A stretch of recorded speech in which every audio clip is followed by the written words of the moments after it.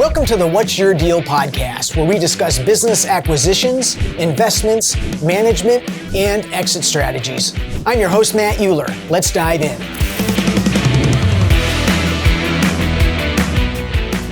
Well, welcome to another episode of What's Your Deal. I'm fortunate and blessed to have some friends of mine here, Steve and Michele Sullins, and I've known them for 25 years, and they are very, very sophisticated restaurateurs. So I'll share with you some of their background, and then we'll see what they can share with us about this amazing industry that they're in. Michele started in the food and beverage industry over 35 years ago, and she started out with a coffee cart, and actually I knew her when she had that coffee cart. So literally it was a coffee cart and she served customers from it in a small strip mall. And then since then has owned 5 food service businesses and 4 retail clothing stores. And her husband and business partner, Steve, has been in the food and beverage industry for 50 years, actually over 50 years. He started his career at the Ramada Inn headquarters in Phoenix, Arizona as a dishwasher in 1970. Since then, he has excelled in the industry, having worked in the food and beverage management for the opening teams of 5 major resorts, which included designing and building out over 13 restaurants. He has also owned 5 restaurants and coffee cafes and 4 retail clothing stores. So I've known Steve and Michele for about 25 years and have helped them sell 4 of their businesses, help them purchase 1, and have the honor of being a business partner with them in my first food and beverage business that I've ever owned, because it's something I've always stayed away from, which we'll talk more about. Yeah. So thank you so much for joining us for this episode. Thanks for having us. Thanks for having us. Yeah. So one of the things that I alluded to is that your industry, the one that you love and have done so well in, is an industry I've always been afraid of because it can be so challenging and for a lot of people, extremely challenging. So if you'd start just by sharing with the audience, I mean, what is it that you love about this world of food and beverage? For me, people. Okay. I love people. When I got my first job, I looked out of the little windows and saw all the people in the hotel excited. So I pursued that. And now I just love that still. I love the people we take care of, and I love the people that work for us, part of our team. It's just what I like. Well, it is a people business. There's no question about that. Yeah. And Michele, you started out in Hollywood, I think, right? And it was a career change. Correct. Can so you the walk food and us through beverage, that? sure. Yeah. The food and beverage kind of came from the movie business. My ex-husband and I, we were in the film business, and we wanted to start something else because that is also a grueling industry. And we started a coffee cart business that we would actually take to the movie sets. And in that time, Starbucks was just getting started, and it was impossible to find a spot to put your cart. And we ended up moving to a smaller town, and that's kind of how. Wait, hold on. Sedona. So we ended up coming to Sedona, Arizona, where no one even knew what a cappuccino was. And that's where I met Matt, because Matt used to come to my cart in Sedona and buy coffee. It was a long time, wasn't it? Right. Yeah. So from there, you went on to purchase your first full-service restaurant, which was right in the same plaza. Correct. Yeah. Yes. There happened to be an opportunity for a restaurant that was only an ice cream parlor at the time that was coming available, and it was perfect dynamic for me to jump on that opportunity. Yeah. It was the first purchase of a business that I did. Okay. Yeah. And at the time, I remember it was the best restaurant in town, too. It was like the place to go. Right. It was very needed in the community, and it also was, I felt, was the most profitable restaurant. I always felt lucky that we did so well. Mm-hmm. Yeah, for sure. And how long did you own that? 17 years. Wow. Yeah. That's amazing. So when it came time to sell that, a lot of our audience are either aspiring business owners or existing business owners. So talking about, I'm going to lead us to, you've started a lot of them, you've sold some, you've bought some. When it came time to sell that business, how did you decide it was time to sell and move on? What was motivating you, and what was your objective? My personal experience was I had partners, and none of them wanted to grow. And I wanted to grow. And so I had decided the only way for me to grow was to not have these partners. Okay. And they were open to selling the business, and that was the way that I could pursue other dreams. Okay. So And so then I believe you and Steve moved on from there to go ahead and open another really big food service business, a little over 6,000 square feet, if I remember correctly. Yes. Yeah. Correct. Yeah, almost 7,000. Yeah. And so, Steve, your background in having started so many food service businesses in your career, was it just a natural evolution that you would start what you wanted because there wasn't one to buy? Or how help our audience understand the motivation to start from scratch, which in my experience and belief can be so much harder than buying, but sometimes you just can't find what you want to buy. What was your motivation? Well, I had come out here to do a consulting job for a big resort. Okay. And while I was out here, I was looking around for a facility, and I was looking for scratch to where I could go in and concept it, open it, and design it, because I'd been trained from hotels. So it was kind of back, to my upbringing, so to speak. That's what I knew well. I had been highly trained through the hotel industry, big chains that had put a lot of money into training me, and I wanted to grow my own. I wanted to buy a restaurant, develop a restaurant, and see how far it took me. And so that was my motivation. I wanted to go from scratch. We were just looking to buy something and then develop it into a concept that would be successful. Well, in your background, as I teach to my audience, oftentimes core competency is such a way to reduce risk when it comes to buying a business or owning a business. I don't know anybody else who's been responsible to open 13 restaurants from scratch for corporate companies. I mean, that's a serious endeavor. I got lucky. I got lucky. A hotel company in Houston, Texas hired me called L'Hotel Sofitel, and that was my first big hotel. And I was, at the time, a maitre d' for Ravenel Country Club in Houston, Texas. They picked me up, offered me the job, trained me, sent me to their home office and trained me there, and then brought me back. And at the time, I was just finishing college for hotels and restaurants at the University of Houston. Wow. So it was just at the right place, the right time, and I guess the right guy I waited on at some restaurant. That's amazing. He took it off, and from there I went on to Loews Hotel Corporation, the Hyatt Hotel Corporation, the Princess Hotel Corporation, and the Red Lions Hotel Corporation. And then I got picked up by river boats in Cincinnati being built for me to come out there and oversee their projects and so forth and so on. Wow. So it was a natural for me to just want to design, develop, and own something. That's great. So those are big names. I mean, those are significant resorts. Can you share, if you remember, the scale of some of the either budget or size of some of these restaurants that you opened and watched, oversaw the construction of? Probably one of the biggest was the Scottsdale Princess Resort. Okay. We had several restaurants there, as well as their pool facilities and their room service departments. And so that was probably the biggest concept. We had a fine dining room. I think we had 3 lobby lounges. We had 2 nightclubs and a total of 5 restaurants that we had opened up originally. Wow. Yeah. And that was, that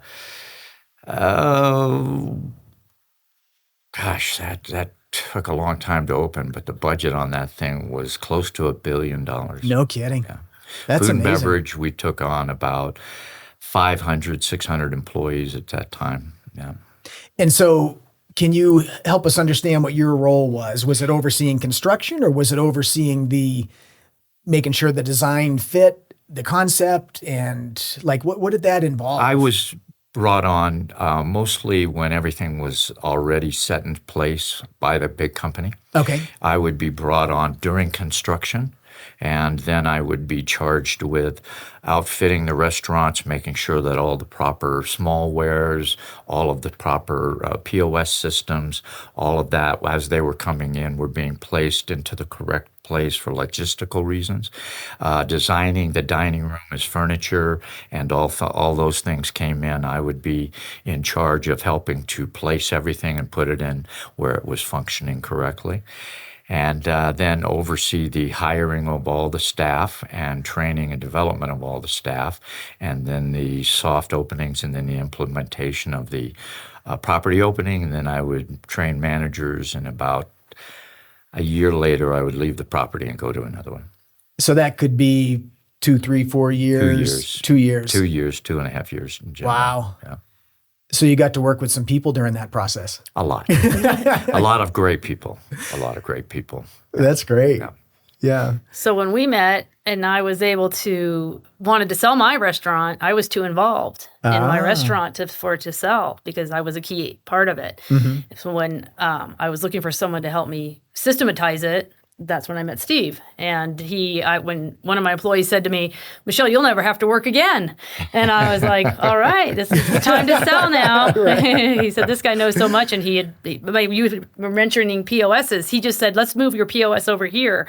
And I was like, that's weird. But we moved it and it made such a huge difference in the operation. And he's like, you need food runners or you need this. And I'm like, what are those? I was just doing everything. So it was a really interesting to see the corporate side of how you run stuff versus the mom and pop, which I was in my restaurant. Yeah, it's really kind of amazing, isn't it? I guess because of you've referred to education a couple of times. So $1 billion budget is a pretty significant number. Yep.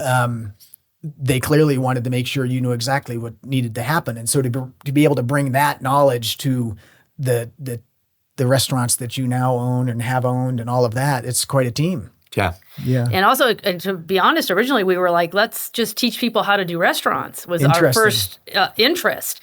But in that process, the opportunity for Sound Bites, the restaurant we opened together, the first one came about. And so we shifted. And he always said, if we have a restaurant, it'll even look better. But we're teaching people how to do it. We started a business originally together. First business together was Restaurant Business Consultants. And that's kind of what she had hired me to do. And I would do anything for her because I fell in love with her. So. Right. And you fell hard. I fell hard. Yeah. That's good. So we started that company and said, hey, and then we got phone calls and people said, the Hyatt hotels called us and said, would you be interested in opening a restaurant?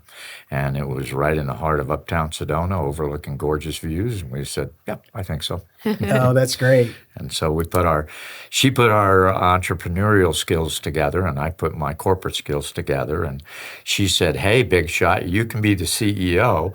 I'll be the CFO. Of course, the CEO doesn't do anything unless it's authorized by the CFO. So it was quite fun and we've had a wonderful time doing it. That's great. Yeah. Well, there's so much that I think our audience could benefit from.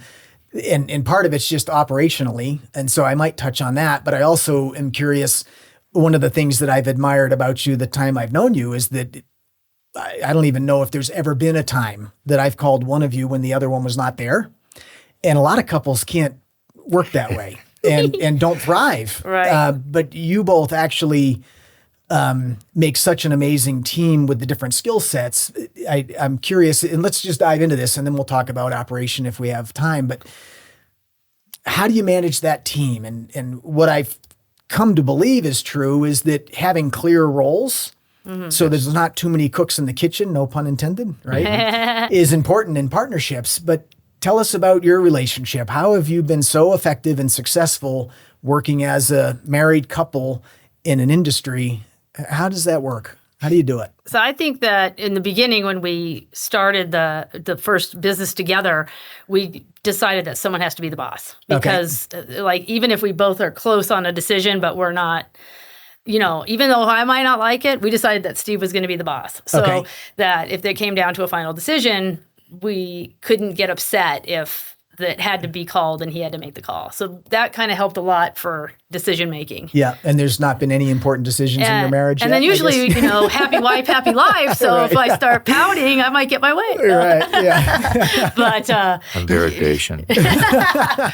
But we just seem to work it out and we feed off each other. And, employees will try to play mom and dad because I'm a softer and he's more direct.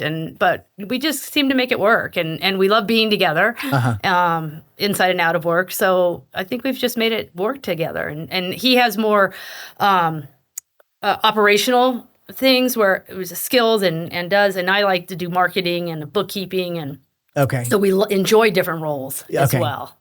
And do you literally stay out of each other's role, or you'll ask for feedback, but at the end of the day, your role is your role and your role is your role? Or how do you blend that where it doesn't create conflict? We work together. Okay. We work together because then if we can't, for us, we feel like we can't have too fine of a defining line. We have to have a little bit of gray area there.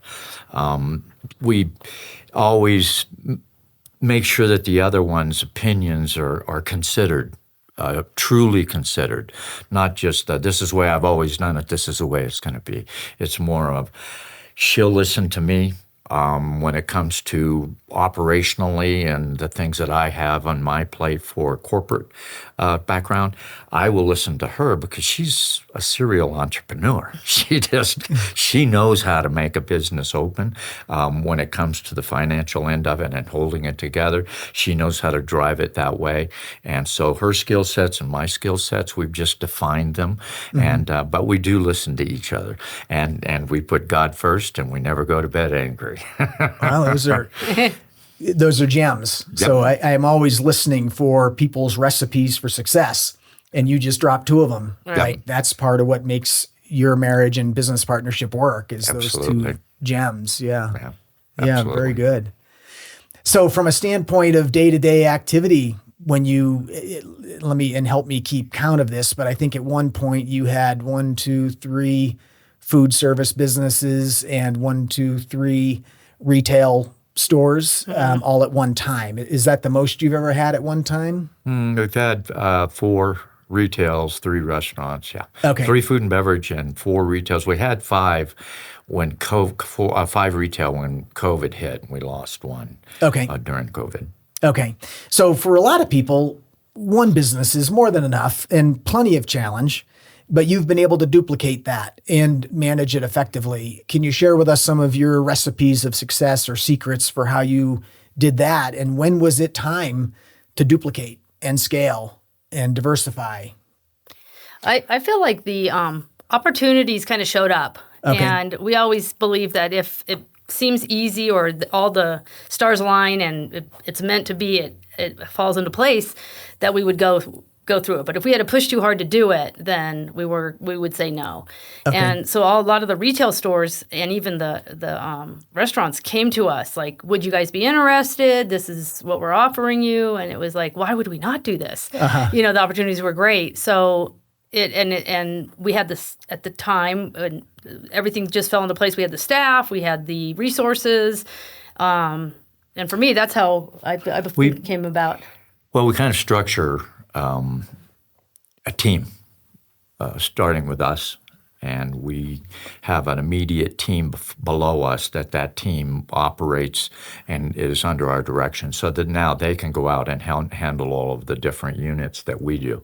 And then she primarily is overseeing as the retail units. I'm overseeing food and beverage mostly. I see. We both intermingle when it comes to decisions that we need to make, but primarily those are the areas. And we have group meetings. We function well with them. We put people in charge of them. We have a gal that worked with Starbucks and Jamba Juice and Einstein. We brought her on board, and she was managing our coffee cafes. The retail units, we have somebody that came from Saks Fifth Avenue and various other and that industry, and she was helping us with all of the managing of all the units at one time. So we relied upon our key personnel, focusing on them, taking good care of them, and then them filtering it down to their teams, which in turn took care of our customers. Wow. So that's great. So what I heard is, leadership structure and holding people accountable and hiring the right people in the first place. As opposed to potentially trying to promote from within. And I know you've done that as well, but some of the credentials you're describing are certainly high-performing players in that world that you attracted and hired to fulfill that role. And promotion from within is very big for our companies. Okay. It builds a strong, strong team. I've learned this through Michele and being in an entrepreneurial situation versus a corporate situation. In the team building, I found that it's very, very important that they have the opportunities that we ourselves had. And so we had a manager that started with us as a food runner. at our big restaurant. And she worked with us for quite some time, became our manager. And when we sold that property, she was the general manager. She developed and knew that unit extremely well. And she now manages 3 restaurants for that person. Wow. So she's really took it upon herself, but we give the opportunity for their growth. We definitely do. So how did you decide to do that? And I've struggled with this with the various businesses I own as well, trying to determine whether the person who's currently in place in a role has the potential to fulfill the need. And I always have wanted to promote from within whenever possible, but there's also something to be said from bringing in from the outside. How have you managed that decision? I feel like from watching, a lot of times you bring a manager in and they just don't, will fail. Then you bring another one, they fail. Then you start to just move some people up and they have whatever, they already have what you need. You just don't know it yet, but they're starting to shine and excel and they want to grow.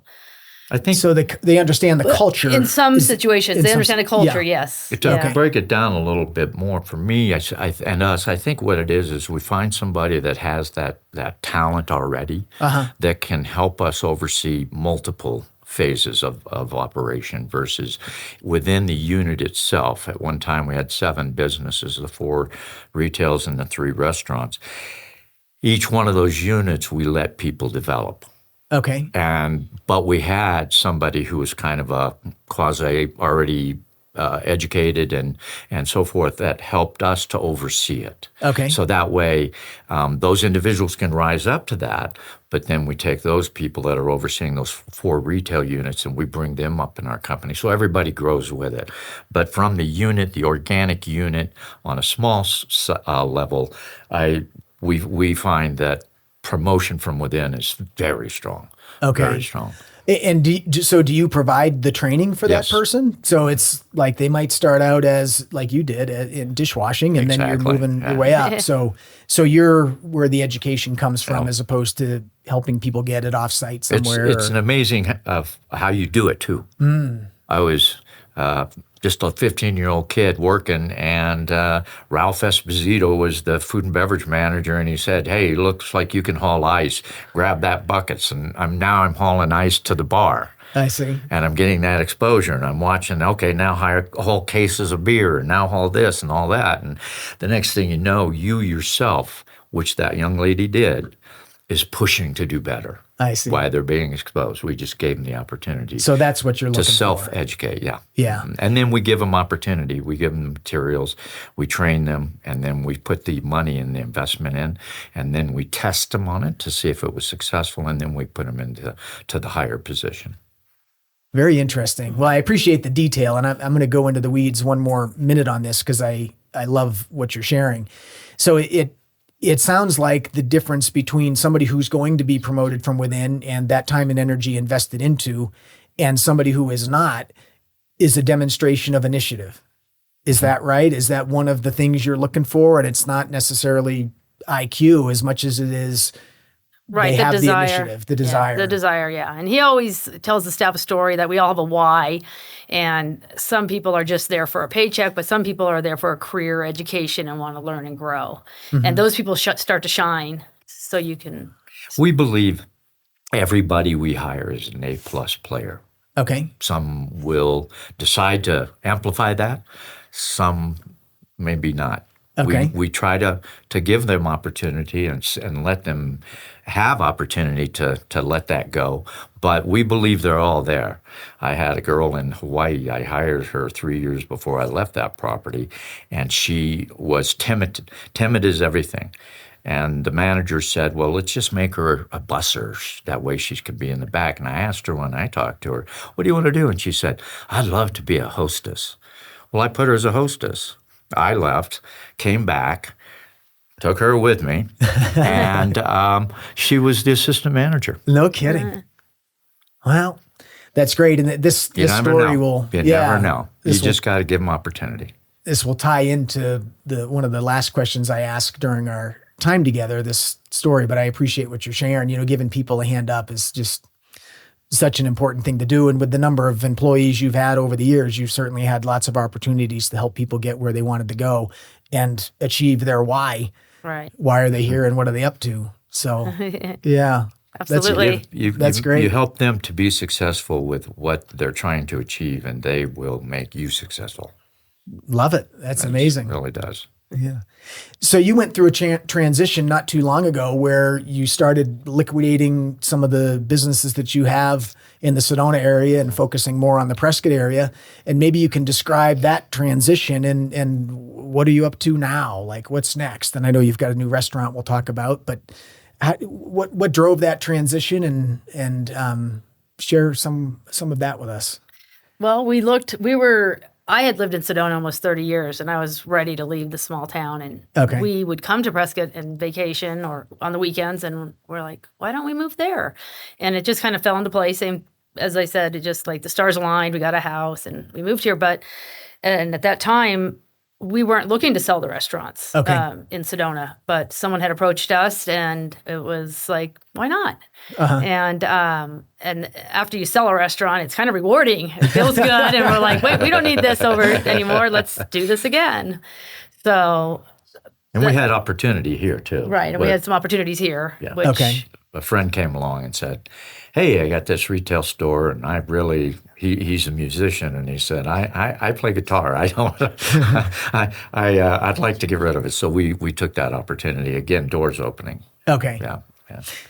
So let me interrupt that story a little bit. So was there a challenge in being able to run the businesses from an hour and a half away or an hour and 15 minutes away? Did that contribute to your decision to sell them, or because of the structure you've already described, you were able to manage them effectively from a distance, and that wasn't part of the decision to start selling them? We could manage them from afar. Okay. They weren't that difficult.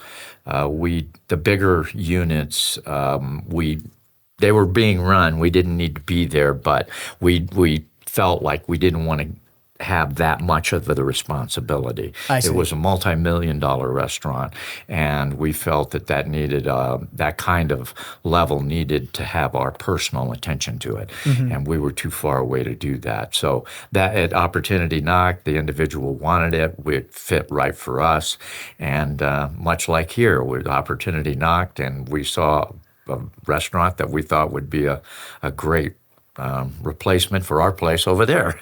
Great. So it's just doors open and we take advantage of them. That's excellent. Yeah, and you stay fluid together. Yeah. Which is great. Yeah. So tell me about what you're up to now. I know this is a business that you purchased, but it also needed some changes in order to get it to where you wanted it to be. So can you describe why you decided to buy the business, and then also what led you to want to remodel and change it enough to make it more of what fulfilled your vision? So we had been up to the restaurant that we bought, and it's on the third floor of a building, and it's got amazing views of the square of downtown Prescott. And when I saw it, I felt like this is one of the best spaces in Prescott. And because it's upstairs, many people didn't think that, but and it was just being underutilized. It was Has really an a elevator. cafe. Yeah, it has an elevator, it has stairs, and it's very busy. So for me, I thought it was a great location. Steve saw the opportunity of it being a whole different concept and restaurant, which he'll explain. Well, first of all, I'm married to a serial entrepreneur. Oh, yeah. So she's not going to stop or help herself. She just sees opportunity. She sees something in her vision and her excitement. And so I felt it, and I agreed with her. I saw that room as being completely underutilized.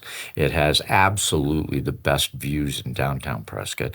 And so with our background and what we knew we could easily convert it over into triple of what its current revenues are into what it can quickly be. And it filled a void that is missing in our community, and we would be able to bring that void. And a lot of entertainment and good events are going to be held there, and we just got excited about it, and opportunity opened. So yeah, we saw it's going to be called the Copper Note. It's a beautiful restaurant. It will be a casual fine dining upscale restaurant.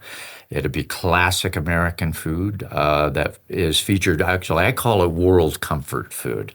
That's one of those things she hasn't got quite comfortable with. Nobody understands that. Okay. All right, fine. World comfort food is dishes that are made throughout the world, and they're just comfort food around the world, and we make them like they would be made. An ossobuco, a pasta puttanesca from Italy, something like that. We'll make it classically, and we'll make everything from scratch in our restaurant. Buying something boxed or jugged or canned introduces a lot of things that alters the flavors of food. And so we are more clean and classic, to where we start with water and we make our own stocks, salad dressings, sauces, desserts, everything we'll make from scratch. And so we just want to bring a good old, wholesome, healthy American food. Great.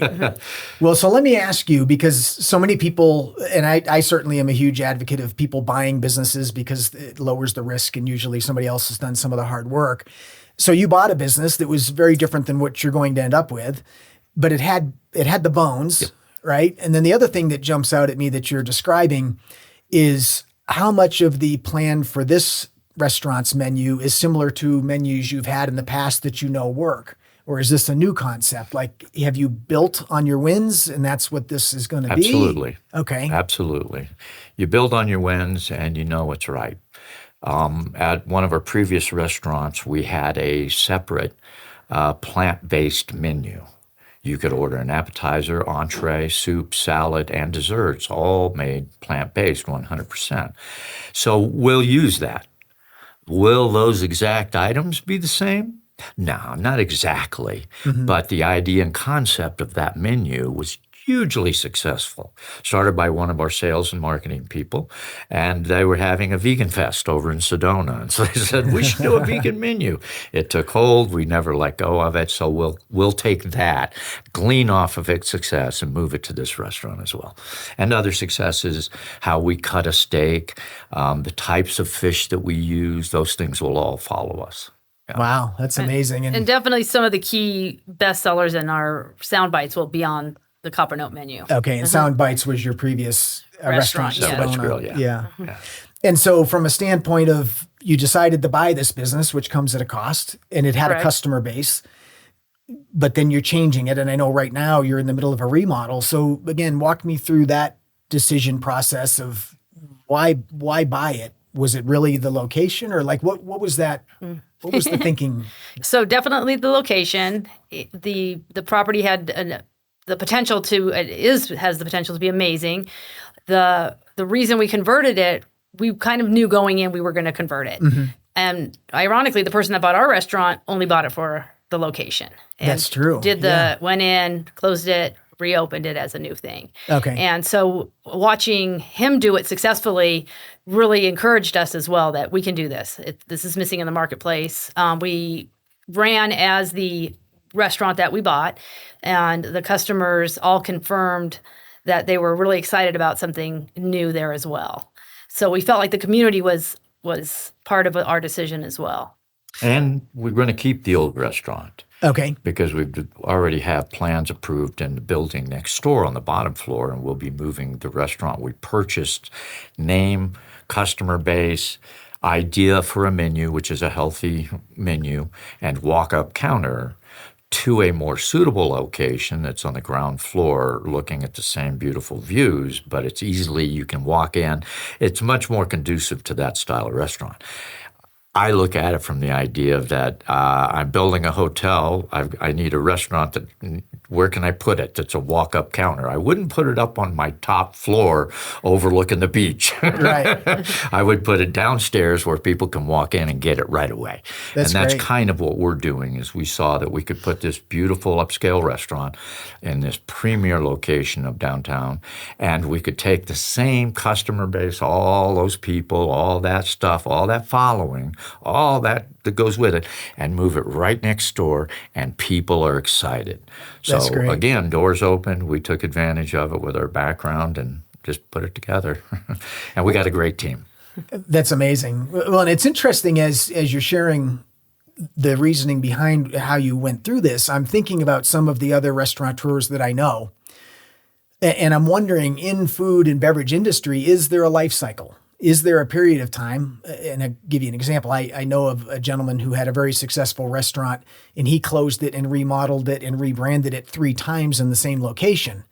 Is that part of what happens in food and beverage in order to be successful? Absolutely. Really? It depends on the location, the community, and the style.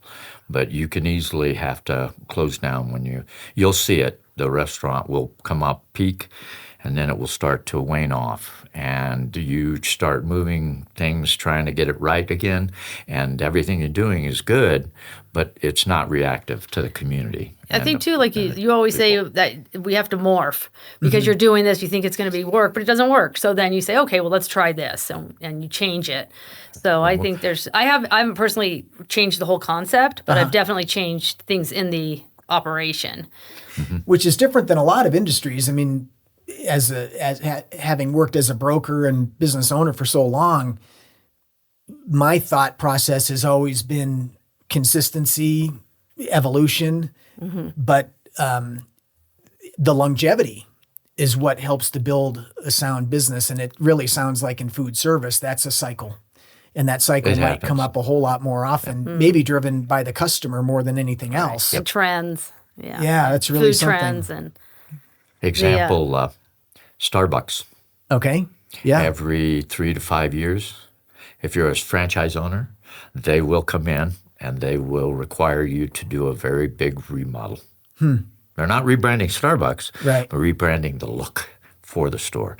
They found a way to continue their brand, but they still have to rebrand the image. The image. The image keeps changing.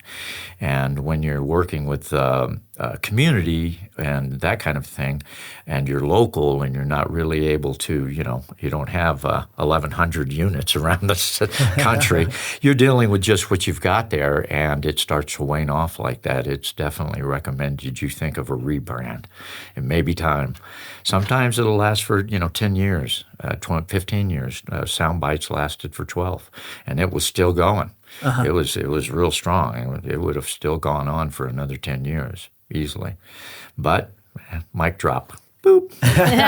We sell Time it. for somebody else. Somebody else to handle it. So, I've heard that for a lot of restaurants, their best year is the first year. Is there truth to that? And is it an enthusiasm for a new concept and it brings the population? Or is there any truth to that? Location. I feel like the first year is exciting for the community, but I feel like I don't think it's always the first best financial year because I see the growth. Okay. And That's very true. is that part because you're working out the kinks in the first year and it's or that you're just able to build on your successes and refine? I think a lot of it has to do with behind the scenes. You have to build your capital reserves. You have to build your capital operating reserves, your capital expenditure reserves. And then you have to develop and morph that first year or so. An example, Soundbites Grill. We had a little bitty 8-foot by 8-foot stage, and we planned on putting only solo guitar players and maybe a 3-piece on there. But we saw right away that the demand for our community wanted more music. So we started expanding that. So that's the morphing that she was talking about. That first year is what you're going to be going through there. You're going to see that, oh, they love this. Oh, they're not real fond of that. So, what we try to do is, because we feel it and we know it, is we start off with what we know is going to be impactful, and then we start moving towards, let's now start making it morphed into this next year. So the finances on the first year might be a little bit dragging because of those types of things. I see. And then the second year, generally speaking, depending on your location, your concept, and what you're doing, I would look at usually a 12 to 15% burst of revenues, and then after that, it'll probably come back down, and you'll average around 5 to 7% annually. Okay. Yeah. So I'm familiar with a restaurant that opened not too long ago, and they opened, and they weren't ready to open, and customer feedback was not favorable. Right. And that is sad to see in that situation.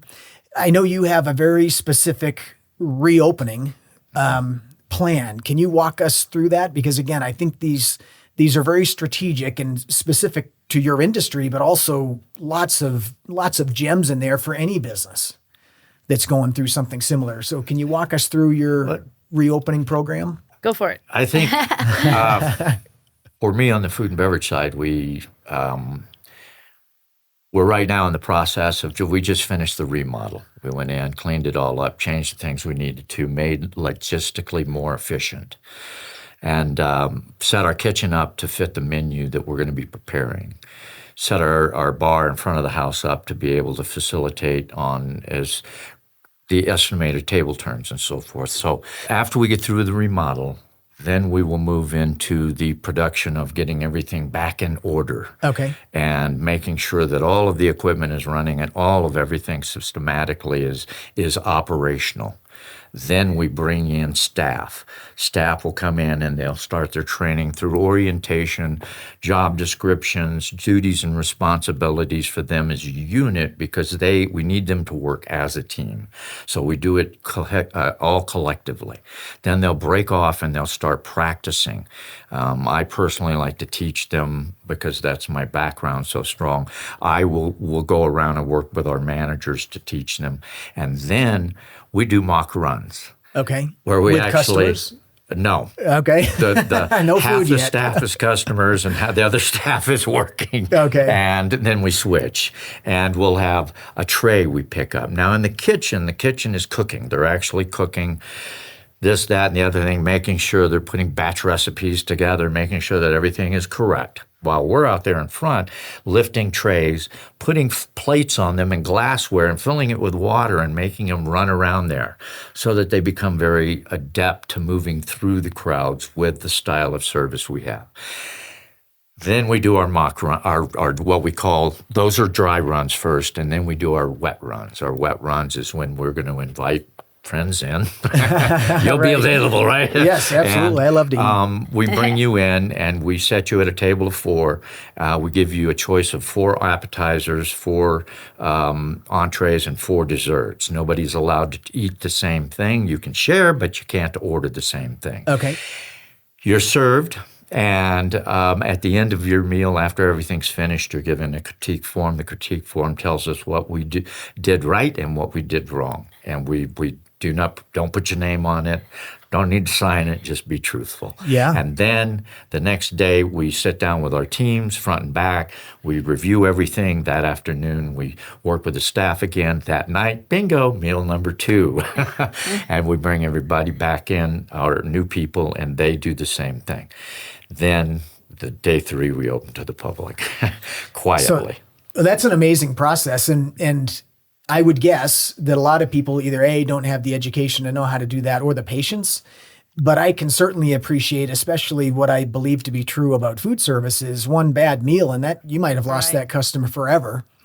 And so the time and attention that goes into opening effectively, so the very first experience every person has is a good one, it's really something. And honestly, I don't remember ever hearing about that kind of structure and strategy in any other business that I'm aware of. So it works. It's very, very I strong. get it. And I feel too, like even as you're already open and you start to hire staff, a lot of times staff just wants to come in and make money. But we say this is not for you if you're not willing to go through the training, because you're going to start, you're going to pass our test, you're going to know our menus, not to be mean, but I had a mentor Johnny So from a couple of hotels I worked at, and he was a mentor of mine, and he told me, he said, Steve, train them hard. He said, you don't want that rocket ship to get halfway to the moon and it blows up. Yeah. He said, if it's going to blow up, have it blow up on the launch pad. So we train them, and we train them hard. So I agree that's with great. it. Yeah. Well, there's so much more we can talk about. Unfortunately, we're out of time, but I would like to ask you one last question, because I finish all of my podcasts with this because it's important to me. And that is that I've not met anybody who got where they are, professionally or otherwise, without some help along the way. And so I love to hear from people who it was. Was there a specific person or somebody who gave you a hand up or believed in you when you didn't believe in yourself, that helped you get where you are? So maybe Michele, if you would start, anybody that comes to mind? Yeah, absolutely. I feel like, you have this passion or you have these dreams to do these entrepreneurial thing, but you always need money to make it happen. And for me, it started with my parents. But after that, it actually became from customers. In my first restaurant that I owned for 17 years, the Marketplace Cafe, the gentleman that I bought the restaurant from was a very successful businessman. And he ended up investing in the restaurant with me so I could grow it. And he taught me so much about business. And that was like my biggest mentor for owning a business, as he would tell me what not to do and what to do. And he was right, even though I was like, and I might not have agreed with him, but I followed the direction. And in the end, he was right. Oh, that's so great. Yeah. Yeah. We all need those people. How about for you, Steve? Well, entrepreneurial wise, I wasn't really, spent most of my career in hotels. So as I mentioned, a gentleman named Johnny So was one of my big mentors. Joe Violi with Hyatt Hotels, he was a big mentor of mine. Taught me a lot about really the stuff we've been talking about today, those details behind how to set things up logistically and show those.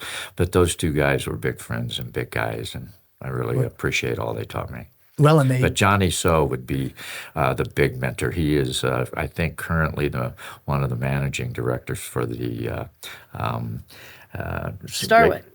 Starwood Resorts. Yeah, Starwood Resorts. Yeah, so that's great. He's a good guy. Well, and it sounds like they gave you the opportunity for a career that most people wouldn't even know how to dream of, frankly, as far as the number of restaurants and. Yeah, they were there. He would tell me stories that talk about hard training. They, like Johnny So would walk into the restaurant and say, "Why is the coffee cup's not at 4:00?" Well, getting that anal. He was a little more subtle. He would stand there with his eyes back, and he would look across the room, and he wouldn't even look at the cup. And he would say, "Is it always custom that your coffee cup handles are at the 12:30 mark rather than the 20 mark?" Because it was in a certain spot, but it has to be in a certain spot, and that's in fine dining. And those so he got me to the point where I made myself have an eye like his, so great. I could see that stuff. So yeah. Well, there's so much more we could talk about. Maybe we'll have another episode and go deep into the weeds of food service operations and some of those things. But I'm so grateful to have you here today and share with us your knowledge and also to be partners with you in a food service business, which I've always been terrified of. So well, we'll have you washing dishes. That's great. I'll get to start at the beginning. Well, thanks for having us. Thank you so much. We appreciate it. It was a pleasure. Yeah. Absolutely. All right. Well, I hope you've enjoyed this episode in an industry that is, to me, probably one of the most complex and difficult to be successful in long term. But as you've learned today, it can be done and it can be repeated and scaled. So again, thank you for joining us, and we look forward to seeing you on the next episode. And that's a wrap on today's episode. We hope you enjoyed the conversation and got some valuable insights into the world of buying and selling businesses. Want to be a guest on our show? If you have a deal that you'd like to discuss with us or a business story to share, we'd love to hear from you. Shoot us an email using the contact information below in the episode notes, and let's make this happen. Never miss an episode. Make sure you subscribe on Apple Podcasts, Spotify, or wherever you listen. And if you found today's episode helpful, please leave us a review. It helps more people like you find the show.